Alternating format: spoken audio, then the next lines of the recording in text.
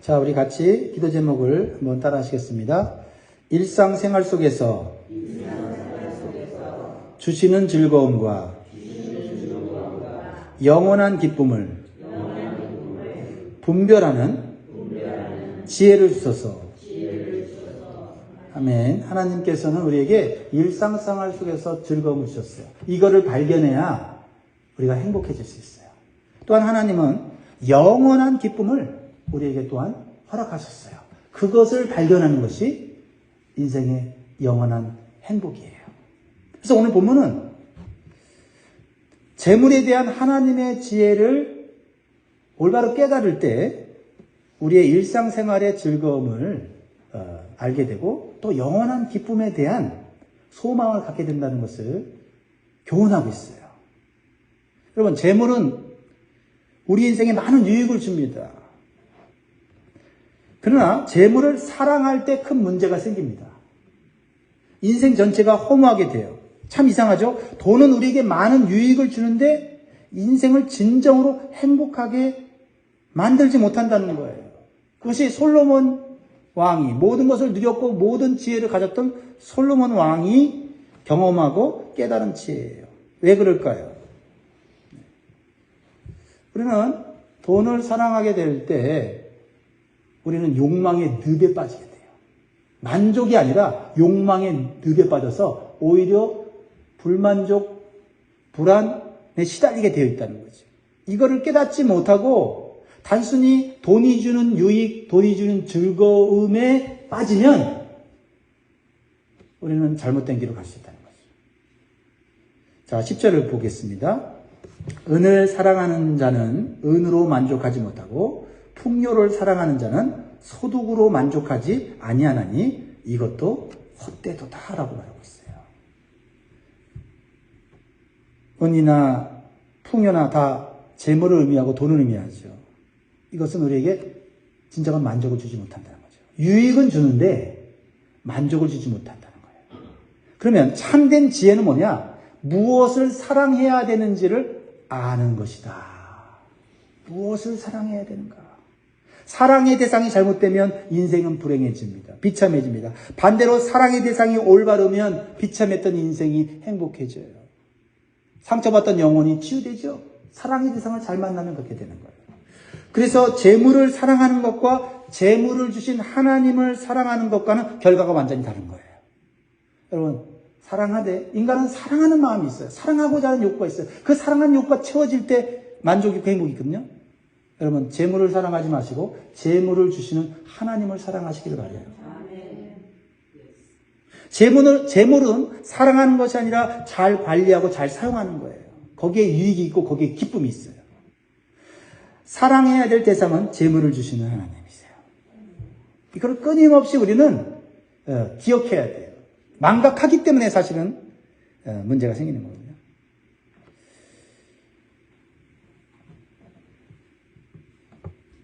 돈에 집착하지 말고 주신 것으로 자족하면서 부족한 것은 하나님을 의지하고 하나님께 구할 때 영적으로 육적으로 더 풍성한 삶을 살게 된다는 것이에요. 이 원리를 깨달아야 돼요. 그래서요, 재물이 주는 기쁨과 한계를 아는 것이 지혜예요. 재물이 주는 기쁨이 있어요. 유익이 있어요. 그것도 알아야 되지만 한계도 깨달아야 돼요. 한계를 모르면 이제 재물로 인해서 비참한 인생이 되는 거예요. 자, 그러니까 재물이 줄 수 있는 기쁨만큼만 누려야 돼요. 근데 그게 잘 되지 않아요. 재물이 주는 기쁨이 너무 커서 재물을 버는 데만 모든 에너지와 시간을 쓰는 사람들이 너무나 많이 있잖아요.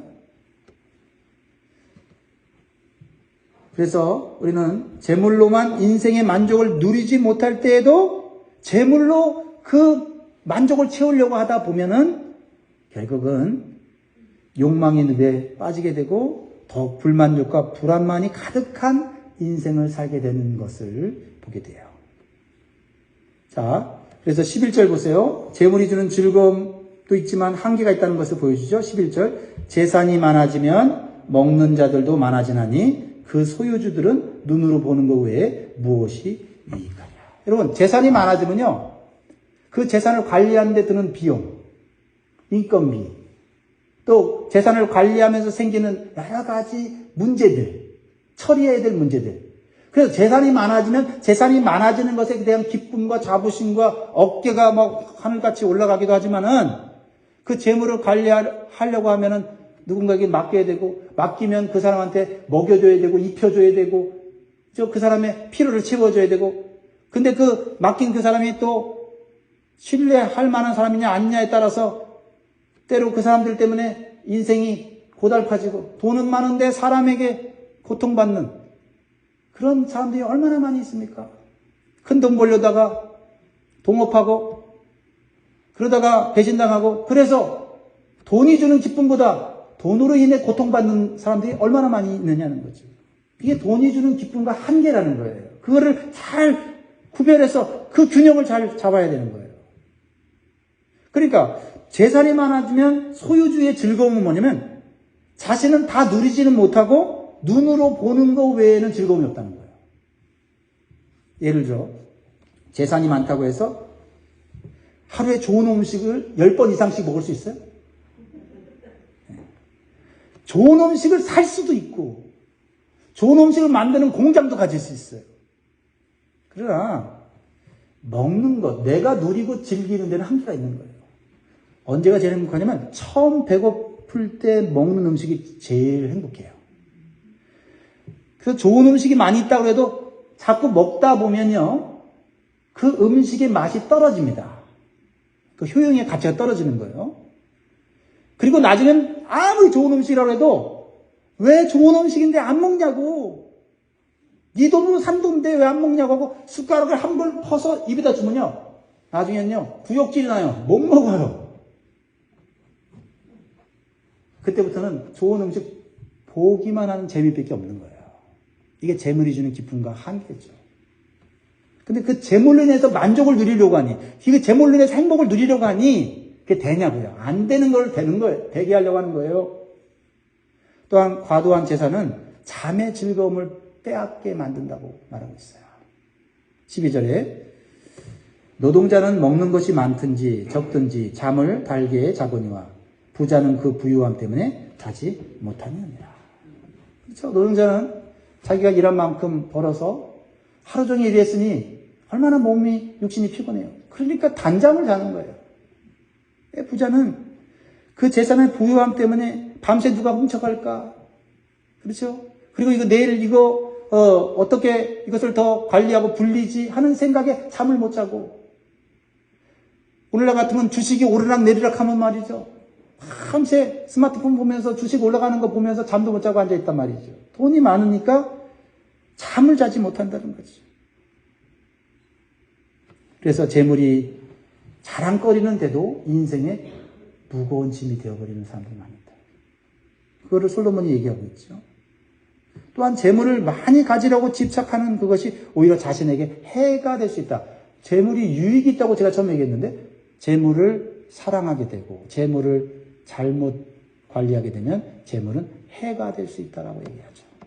13절 같이 있습니다. 시작. 내가 해 아래서 큰 폐간되는 일이 있는 것을 보았나니 곧 소유주가 재물을 자기에게 해가 되도록 소유하는 것이다. 나에게 건강과 인생에 해가 될 정도로 재산을 소유하려는 마음을 버려야 된다는 겁니다. 또한 재물이 주는 한계가 뭐지요? 재물은요, 재난이 오면 힘을 발휘하지 못한다는 거예요. 재물이 대단해요. 돈이 대단해요. 많은 걸 할 수 있어요. 근데 재난이 오면 그 돈은 아무런 의미가 없다는 거죠. 여러분, 사막길을 걸어가는데 길을 잃었어요. 황금이 얼마나 많이 있는지 그 황금을 막 주머니란 주머니, 가방이란 가방에 다 채웠어요. 그런데 사막길에 가는데 물이 없어.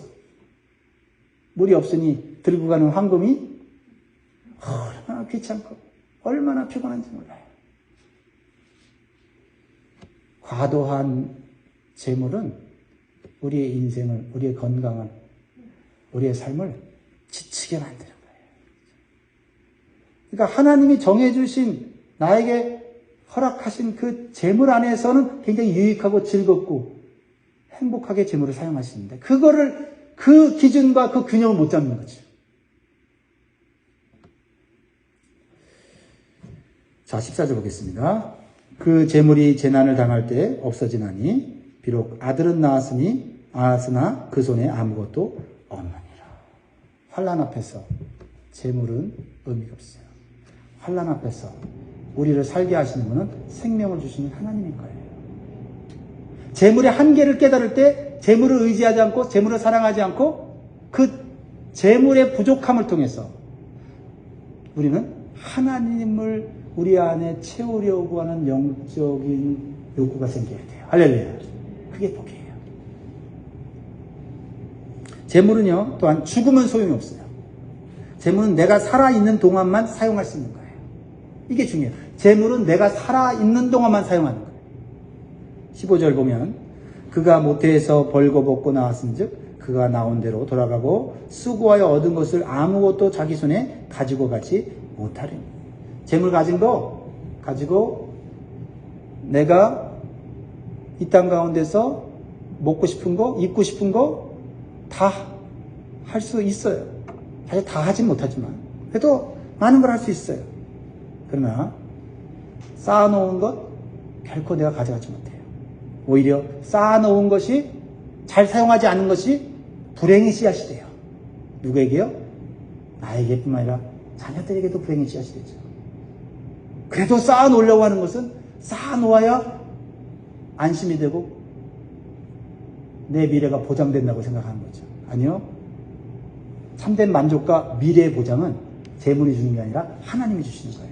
그거를 잘 깨달아야 일상생활에서 주는 즐거움과 영원한 기쁨을 동시에 다 누릴 수가 있어요.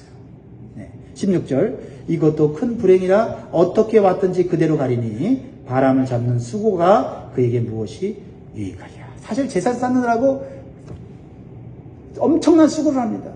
그 재산을 쌓는 기쁨 때문에 몰라서 마약을 먹듯이 모르지만 재산을 쌓는 수고하는 동안 내 몸과 마음이 망가지고 있는데 그 재산을 쌓는 즐거움에 기쁨에 우리는 현혹되어 있는 거예요. 그리고는 하나님 앞에 섰을 때 재산 모은 거 밖에 자랑할 게 없어요. 하나님 앞에 칭찬받지 못합니다. 그렇잖아요. 나에게 주신 육신의 시간과 에너지를 어디다 사용해야 되는지를 아는 게 지혜다라는 거죠.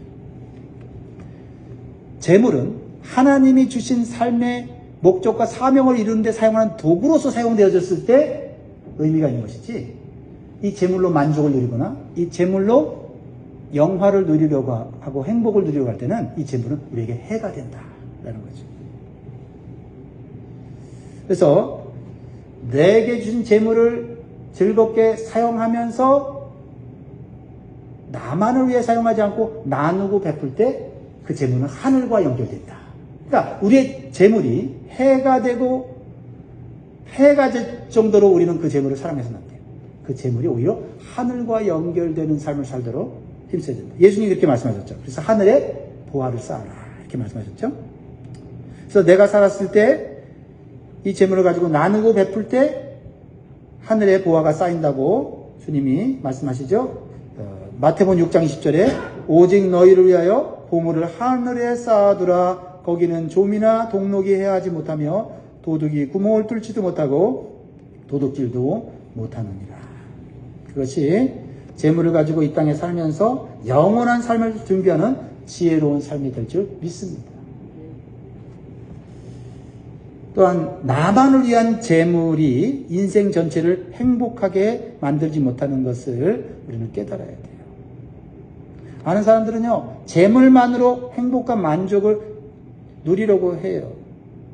그런데요, 재물로만 행복을 누리려고 하는 자들은 어둠 속에서 사는 자와 같고 결국은 절망의 늪으로 빠져 들어가는 인생을 살게 된다고 솔로몬은 얘기하고 있어요. 자, 17절 같이 있습니다. 시작. 일평생을 어두운 데서 먹으며 많은 근심과 질병과 분노가 그에게 있느니라. 그러니까 재물에 집착하여 사는 인생의 세 가지 특징을 말하고 있어요. 첫째가 근심, 그 다음에 두 번째가 질병, 세 번째가 분노예요. 돈이 안 벌릴 때도 분노하고, 돈을 많이 벌었는데 그 돈을 잘 관리하지 못하는 사람들 때문에 또 분노하고, 평생 분노하다가 사는 거예요. 남들에게 칭찬받는 거 하나, 저 사람 돈 많은 부자다 라는 거 외에는 마음속에는 근심과 질병과 분노가 끊이지 않는 삶을 산다는 거죠. 누가 얘기해요? 솔로몬이 얘기한 거예요. 제가 얘기하는 거 아니라. 저는 그렇게까지 돈을 많이 가져본 적이 없어서 저는 몰라요. 그러면 재물의 한계를 깨닫고 진정으로 만족스럽고 행복한 삶은 무엇일까요? 따라합니다. 하나님께서 주신 만큼만 누리고 즐거워하는 것이다. 하나님께서 주신 만큼만 누리고 즐거워하는 거예요. 18절, 사람이 하나님께서 그에게 주신 바 그 일평생에 먹고 마시며 해 아래서 하는 모든 수고 중에서 낙을 보는 것이 선하고 아름다움을 내가 보았나니 그것이 그의 몫이로다. 하나님께서 사람마다 주신 몫이 있다는 거예요. 어떤 사람은 좀 많게, 어떤 사람은 좀 덜 많게 그렇게 주셨다는 거죠. 그런데 하나님이 주신 그 몫으로 얼마든지 행복하고 즐겁게 살 수 있다는 거예요. 그런데 다른 사람의 몫을 보고 저 사람은 나보다 많네 하면서 불만을 갖고 비교할 때 그때부터는 남들보다 많이 가졌어도 불행해진다라는 거죠. 다 각자 하나님 주신 몫으로 사는 거예요.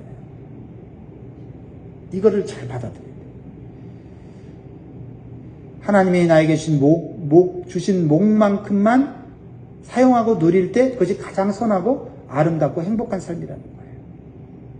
그래서 가장 오래 지속되는 행복은 일상생활 속에서 주시는 기쁨을 누리는 거예요. 일상생활 속에서. 왜요? 먹고 마시는 즐거움이에요. 이게 행복이라는 거예요. 그러니까 배고플 때 밥을 먹을 수 있다면 행복이에요. 특히 일하고 배가 고파서 먹는 그 음식은 너무나 맛있어요. 시장이 반찬이라고 해서. 반찬이 많지 않아도, 그렇죠? 라면 끓여서 김치 하나만 먹어도 배고플 때 먹으면 세상 가장 좋은 뷔페보다 더 맛있잖아요. 그 즐거움이 행복인 것을 깨달는 거죠. 그리고 하루 종일 수고하여 얻은 대가로 인해서 즐거워하는 거예요. 얻은 대가.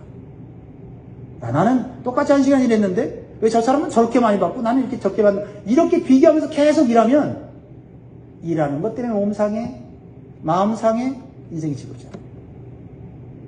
하나님이 보고 계시죠. 하나님이 우리를 사랑하시죠. 하나님이 알아서 채워주실 거예요. 그래서 내가 수고한 대로 얻은 몫에 대해서는 하나님께 감사하고 부족함에 대해서는 하나님께 기도하면 되잖아요. 그러면 주신 것이 기쁘고, 그리고 부족한 것을 하나님 통해서 얻으니 하나님과 관계가 회복되고 좋아지는 거 아니겠어요? 그래서 19절에 또한 어떤 사람에게든지 하나님이 재물과 부유를 그에게 주사 능히 누리게 하시며 제 몫을 받아 수고함으로 즐거워하게 하신 것은 하나님의 선물이라. 여러분, 수고하면 그 몫을 주신다 그랬어요. 문제는 수고하지 않으면서도 더 많이 받으려고 하거나 수고한 것보다 더 가지려고 할 때 우리의 마음 가운데 불만족이 생기는 거, 불행이 찾아온다는 거죠. 수고함으로 제 몫을 받는 것은 하나님의 선물이라고 했어요. 기도했더니 큰 땅을 싸게 샀다, 그런 어떤 일확 천금을 누리는 그러한 것이 하나님의 복이 아니라는 거죠. 하나님께서 일상생활 속에서 소소한 행복들을 넣어주셨어요. 먹고 마시는 즐거움, 일하는 즐거움, 잠과 쉼의 즐거움, 그리고 나에게 주신 것들을 다른 사람과 나누고 베푸는 즐거움. 그래서 이러한 소소한 것에 즐거워하면서 우리가 하나님의 은혜를 구하면서 살면 하나님은 우리를 계속해서 채워주신다. 채워주신다. 그러니까 세상에 많은 사람들은 쌓아놓고 미래를 준비하는데 환란의 바람이 불면 다 끝나버리는데 하나님이 주신 것, 어떤 사람은 좀 더 많이 줄 수도 있고 적게 줄 수 있죠. 많이 준 사람들은 또 나누며 살려고 주신 부분이죠. 그래서 재물 때문에 하나님을 잃어버리지 않고 하나님과의 관계를 유지하면서 필요할 때마다 하나님께 구하는 자들은 죽을 때까지 하나님이 필요를 채워주시는 기쁨을 누리며 산다는 거죠. 이게 오늘의 결론이죠. 20절 읽고 마치겠습니다. 시작. 그는 자신의 생명의 날을 깊이 생각하지 아니하려니 이는 하나님이 그의 마음에 기뻐하는 것으로 응답하십니다. 하나님이 내 기도에 응답하시면서 사는 인생이 가장 큰 행복인 거예요. 많이 가진 자가 행복이 아니라.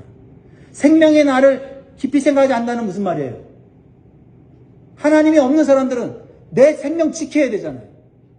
그러니까 내 생명 지키려면 어떻게 되지? 하면서 고민하고 그러려고 하면 재물을 쌓아야지, 뺏기지 말아야지, 경쟁에서 이겨야지 이러면서 미래를 자기가 보장하려고 한단 말이죠. 그런데 하나님께 기도해서 응답받는 삶에 익숙한 사람들은 미래에 대해서 연연하지 않고 과거에 대해서 집착하지 않는다. 그저 하루 오늘 현재 나에게 주어진 시간과 물질과 나에게 주어진 환경 속에서 하나님이 주신 즐거움을, 일상생활의 즐거움을 누리면서도 영원한 기쁨을 바라보며 사는 그런 존재로 살아가게 된다는 겁니다. 이것이 솔로몬을 통해 주시는 인생의 지혜예요. 이 지혜를 배울 수 있기를, 또한 실천할 수 있기를 주의 이름으로 축복합니다. 기도하겠습니다.